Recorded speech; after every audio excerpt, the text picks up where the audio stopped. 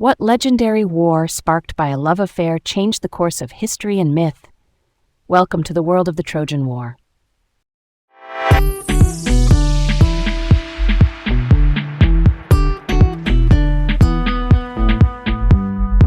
I'm Leah, feeling quite intrigued today. And I'm Garrett, ready to dive into this epic tale. Welcome to Laid Back Learning with Leah and Garrett. All right, let's set the stage for this one. Today we're exploring the Trojan War in Greek mythology and its historicity, what the stories say, and what the evidence might. Here's a cool thought to kick off. When I was a kid, I was obsessed with the Trojan horse. I even tried building one out of Legos, imagining tiny secret compartments where, minifigure warriors would jump out at night. Not gonna lie, it was mostly wheels and enthusiasm, but the strategy part just grabbed me. Let's open the book on this. The Trojan War is a legendary conflict in Greek mythology between the Achaeans, meaning the Greeks in Homer's language, and the city of Troy. Our main windows into it are Homer's two epic poems, the Iliad, which focuses on a few charged days in the 10th year of the siege, and the Odyssey, which follows the long journey home of the clever King Odysseus. These poems mix human drama with gods stepping in, prophecies steering choices, and larger-than-life battles. Timeline-wise, the tradition places it in the late Bronze Age, roughly the 1200s to early 1100s BC. Some later ancient scholars, like Eratosthenes, even gave dates like 1194 to 1184 BC.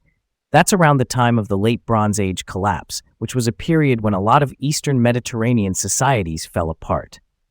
The stories make room for divine intervention: Zeus, Athena, Apollo, Aphrodite, and they treat omens as serious data. In plain terms, the mythic logic says battles hinge not just on spears, but on whether the gods are on board. And there's a real place we can point to. Most scholars identify Troy with Hisarlik, a hill in northwest Turkey near the Dardanelles, the narrow strait linking the Aegean and the Black Sea. Excavations since the 1800s, kicked off by Heinrich Schliemann after a tip from Frank Calvert, revealed multiple layers of settlement and signs of late Bronze Age destruction.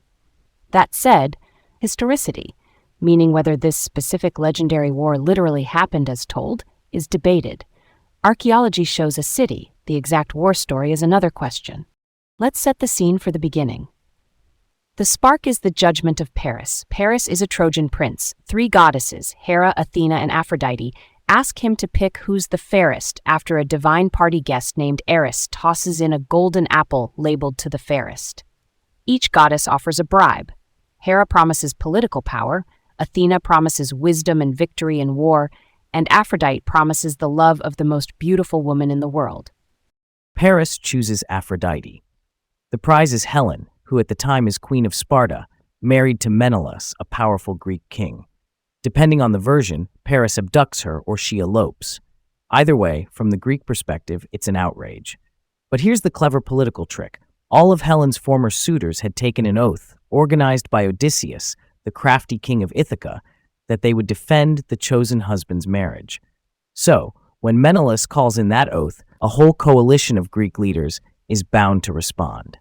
I always wonder, why did a private marriage crisis spiral into a massive war? Is it just pride?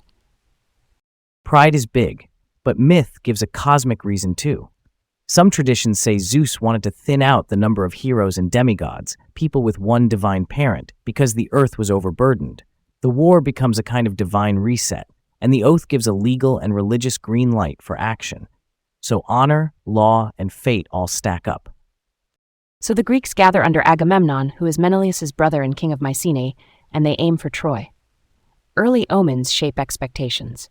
At Aulis, a snake devours a mother sparrow and 9 chicks, then turns to stone. The seer Calchas interprets it to mean the siege will last 10 years. Not exactly comforting, but it sets everyone's mindset for a long haul. And the Greeks definitely need Achilles, the greatest fighter, son of Peleus and the sea nymph Thetis. A prophecy says he'll either live obscurely for a long time or die young and gain eternal fame. He's eventually recruited, sometimes after being hidden in disguise on the island of Skyros. Achilles enters the story as this unstoppable force whose choices tilt the entire war. Let's move to the grind of the siege. The coalition sails, lands, and the first Greek to jump ashore, Protesilaus dies, which had been prophesied. Then comes the long stalemate. The Greeks can't fully encircle Troy. The historian Thucydides, writing centuries later, reasons they probably lacked the supplies and cash for a complete blockade. So they raid the region, while Troy keeps getting help from allies in Anatolia, the interior of what's now Turkey. Inside that 10th year, the Iliad zooms in on a crisis of honor. Agamemnon offends Apollo's priest, Chryses, by refusing ransom. Apollo sends a plague. Agamemnon then takes Briseis, the captive allotted to Achilles, and Achilles pulls out of fighting. That word allotment ties to the Greeks' value of tima, meaning honor measured in tangible prizes. When Achilles feels dishonored, he steps back, and the entire Greek war effort wobbles. With Achilles sidelined, the Trojans surge. Hector, Troy's crown prince and top defender, leads them to the Greek ships. The gods take sides too. Hera and Athena back the Greeks. Aphrodite and Apollo favor Troy. Zeus plays the long game balancing fates. Theomachy, literally battles among or with gods, bursts through the epic as Diomedes wounds Ares and Aphrodite under Athena's guidance. It's wild, but the point is divine politics mirror human politics. Then Patroclus, Achilles' closest companion, takes Achilles' armor and charges in to save the Greeks. He pushes the Trojans back but gets struck down. Apollo stuns him, and Hector finishes the kill. That loss breaks Achilles' rage in a different direction. He reconciles with Agamemnon, receives new armor forged by Hephaestus, the divine smith, and returns to battle like a storm unleashed. Achilles kills Hector. It's the duel the poem has been building toward. But the Iliad doesn't end with Troy's fall. It ends with grief turned to dignity. Hector's father, King Priam, sneaks into the Greek camp guided by Hermes, the messenger god, and begs for his son's body. Achilles relents. 2 funerals and a truce of mourning close the poem. We leave the city still standing, which is a surprise if you expect the horse right there. After Hector, the traditions outside Homer bring in fresh champions. Penthesilea, the Amazon queen, arrives and dazzles the field before Achilles kills her. Memnon, son of the dawn goddess and king of Ethiopia in the mythic sense, duels Achilles too and falls. Then Achilles himself dies, usually by an arrow from Paris, guided by Apollo. His armor is awarded to Odysseus, not Ajax the Greater, and Ajax's shame spirals into madness and, tragically, his death. Prophecies now drive the endgame. Seers say Troy won't fall unless the Greeks bring Heracles' bow, which belongs to Philoctetes, retrieve Pelops' bones, steal the Palladium, the sacred statue of Athena that protects the city, and bring in Neoptolemus, Achilles' son. In short, sacred tokens and bloodlines must line up before brute force can succeed. Then comes the stratagem everyone remembers, the wooden horse. Built by Appius, guided by Athena, it hides a strike team. Sinon, a Greek plant, convinces the Trojans to haul it inside as a holy offering. Cassandra, a Trojan prophet who's cursed never to be believed, warns them not to. And Laocoon, a priest, throws a spear at the horse and says, "Beware," only to be killed along with his sons by sea serpents. At night, Sinon signals, the hidden Greeks spill out, open the gates, and the city falls. The sack is brutal. Priam is killed by Neoptolemus. Cassandra is ripped from Athena's altar. Andromache, Hector's widow, is taken, and the child Astyanax is thrown from the walls. It's sacrilege in temples, which matters because the gods in this tradition don't shrug that off. The aftermath is shaped by divine anger at impiety. And that anger shadows the Nostoi, the homecomings. Ajax the Lesser, who assaulted Cassandra at the altar, drowns in a storm.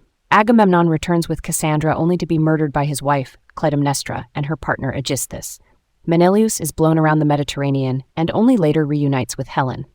Odysseus faces a 10-year odyssey, Cyclops' sorceress, shipwrecks, before he regains Ithaca. Meanwhile, Aeneas, a Trojan prince, escapes and, in Roman poetry like Virgil's Aeneid, becomes the ancestor of Rome. Here's where it gets really interesting. Was there a real Trojan War at all? A single historical conflict? Or is it a mythic tapestry woven from many threads? I'm down for a historical core. We've got Hisarlik as the likely site of Troy. We've got a late Bronze Age city there, with evidence of destruction in the period many point to. Hittite clay tablets mention a place called Wilusa, which probably maps to Ilios or Ilion, another name for Troy, and they talk about Western powers called Ahiawa, which sure sounds like Achaeans, the Homeric name for Greeks. Add to that the general chaos of the late Bronze Age collapse, and it's not wild to think a siege or series of fights around that citadel fed into a long memory that the poets shaped. I hear that, but I kind of lean mythic amalgamation. Oral poetry evolves over centuries, and the epics are full of anachronisms, details from different eras blended together. Even the famous catalogue of ships in the Iliad, which lists Greek contingents, may be a grand poetic construction rather than a Bronze Age roster. And the story is morally and theologically driven. Gods punishing sacrilege, prophecies gating victory, even alternate versions like the Phantom Helen in Egypt. That flexibility screams myth doing cultural work more than journalism documenting one battle. Totally fair. But why toss the baby with the bathwater, right? Oral tradition can preserve kernels of real events, even as it embellishes. If multiple destructions happened at Hisarlik, a later singer could compress or magnify them into one great war. The date range that Eratosthenes gave in 94 to 1184 BC lines up decently with the Troy-Theseph destruction. It's circumstantial, not proof, but it's a decent triangulation, texts, archaeology, and later memory pointing to something there. Okay, but why would precise dates from a later scholar matter if those dates were retrocalculated? And the epics don't just record outcomes, they explain them through divine motives, which is beautiful poetry, but not a historian's toolkit. For me, the sheer range of variant traditions, like whether Iphigenia is sacrificed or saved by Artemis, signals we're dealing with fluid mythic logic. The story's purpose is to teach about honor, fate, and piety, as much as, or more than, to preserve one siege diary. That's a solid point. Maybe the best position is middle ground.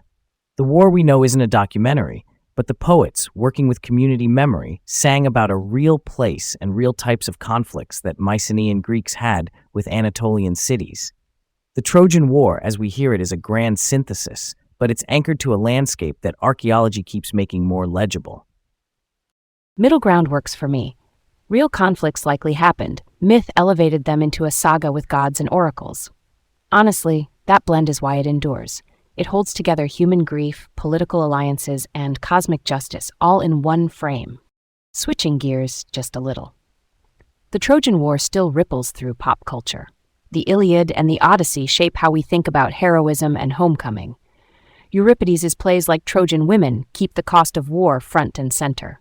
And Virgil's Aeneid cements the Trojan horse and gives Rome its origin story through Aeneas, the pious survivor. Here's another angle to look at. Wouldn't it be great if we got a mini-series from the perspective of Trojan allies, like the Lycians or the Carians, who are named in the epics as speaking different languages and needing interpreters? Show the politics of the region, the logistics, the cultures meeting at the Dardanelles. That's a rabbit hole I'd happily fall into. All right, let's roll on with a big what if. What if the Trojans had trusted Cassandra and Laocoön and burned the wooden horse on the spot? New threat incoming. If they burned it, the Greek commando team is gone. The fleet lurking at Tenedos loses its inside man. Achilles is already dead by this stage, so the Greek side has lost its superstar.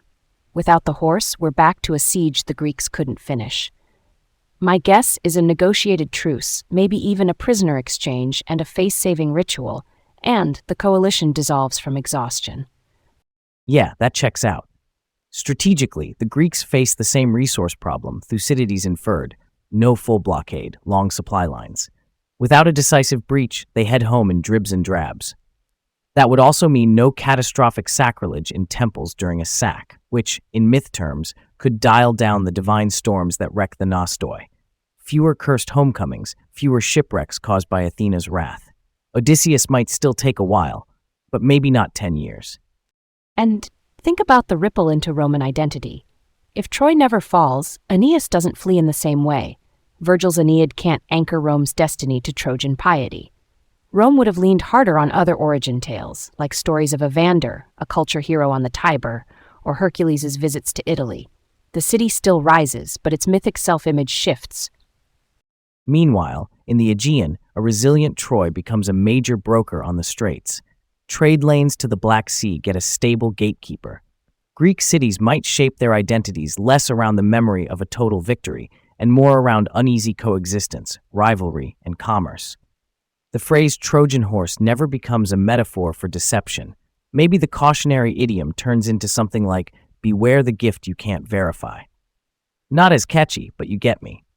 Real talk, that alternate world gives fewer tragic homecomings and more complicated diplomacy. The heroic age might fade with less fire and more negotiation, and poets would still sing, just with different endings. Fewer flames over Ilion, more songs about near misses and second chances. Kind of gives you something to sit with, huh? Stay curious, everyone. And keep exploring the mysteries of the past.